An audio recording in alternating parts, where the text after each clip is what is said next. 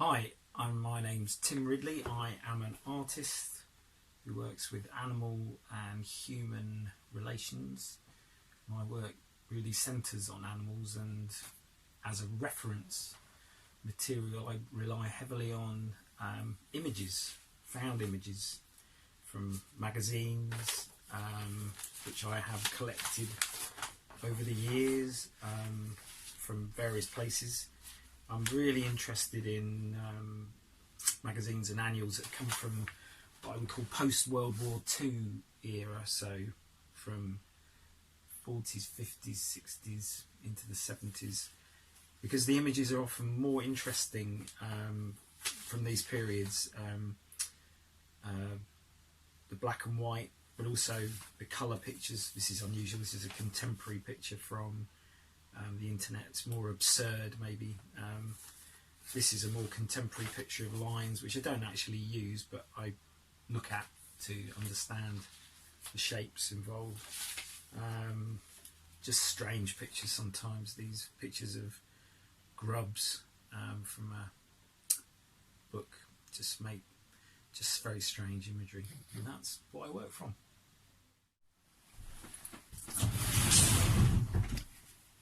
So for this project I am going to use a pencil. Doesn't really matter which HB it is. This just happens to be HB. Piece of paper and an image. Now I would urge you to choose an image that is easy to make a drawing from for you. The more complicated, the harder it is to make a drawing, as we all know, but a more pleasing result can be obtained. I'm going to make a drawing using a method that I like to do, which is where I don't remove the pencil from the paper while I'm making the marks.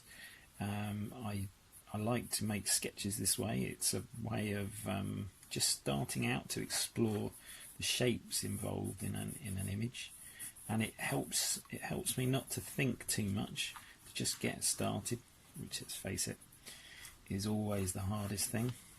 And I just work away without thinking about it too much, and building, start somewhere. It's not so important. Don't worry about how much you're going to get on at all. This is really just getting down some basic information.